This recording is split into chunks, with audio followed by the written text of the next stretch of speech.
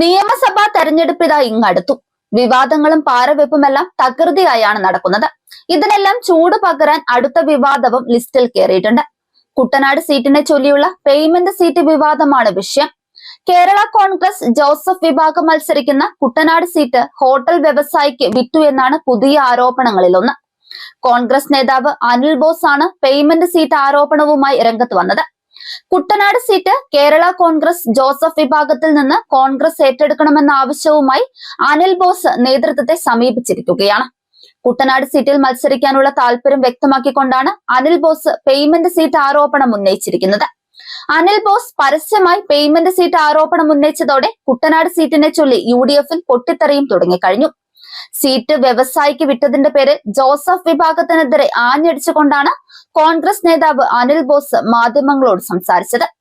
Kuttanad seat Kerala Congress Joseph വിഭാഗത്തിൽ നിന്ന് കോൺഗ്രസ് ഏറ്റെടുക്കണമെന്നും കുട്ടനാട്ടിൽ ഞാൻ മത്സരിച്ചാൽ എന്താണ് കുഴപ്പമെന്നും 40 വർഷമായി പാർട്ടിക്ക് വേണ്ടി ജീവിച്ചതാണെന്നും കുട്ടനാട് സീറ്റ് ജോസഫ് വിഭാഗത്തിന്റെ കുത്തകയൊന്നുമല്ല എന്നുമാണ് അനിൽ ബോസ് പറയുന്നത്.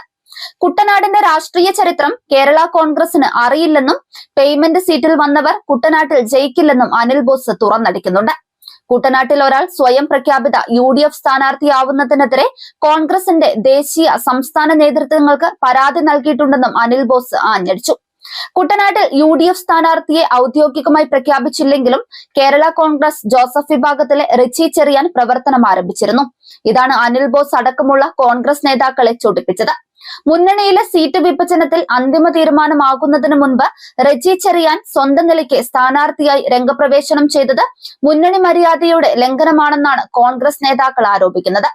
നിലവിലുള്ള ധാരണ പ്രകാരം ജോസഫ് വിഭാഗത്തിനാണ് സീറ്റെങ്കിലും കുട്ടനാട് സീറ്റ് കോൺഗ്രസ് ഏറ്റെടുക്കണമെന്നാണ് നേതാക്കളുടെ ആവശ്യം. UDF-ലെ സീറ്റ് വിഭജനവുമായി ബന്ധപ്പെട്ട് ഈ മാസം 15-ന് ചേരുന്ന കോൺഗ്രസ് നേതൃത്വം ഘടക കക്ഷികളുമായി ഉഭയകക്ഷി ചർച്ച നിശ്ചയിച്ചിട്ടുണ്ട്. ഈ ചർച്ചയിലും വിഷയം ഉന്നയിക്കാൻ കോൺഗ്രസ് നേതൃത്വത്തിന് മേൽ സമ്മർദ്ദമുണ്ട്. സീറ്റ് ആർക്കും വിട്ടു നൽകില്ലെന്ന ഉറച്ച നിലപാടിലാണ് കേരള കോൺഗ്രസ് ജോസഫ് വിഭാഗമുള്ളത്. ഇതോടെ കുട്ടനാട് സീറ്റിലെ തർക്കം നിയമസഭാ തെരഞ്ഞെടുപ്പിന് മുൻപ് തന്നെ UDF-ൽ കീറാമുട്ടിയായിരിക്കുകയാണ്. തദ്ദേശ തെരഞ്ഞെടുപ്പിന് മുൻപ് തന്നെ കുട്ടനാട്ടിൽ റെജി ചെറിയാൻ മത്സരിക്കുമെന്ന് കേരള കോൺഗ്രസ് നേതൃത്വം പ്രഖ്യാപിച്ചിരുന്നു.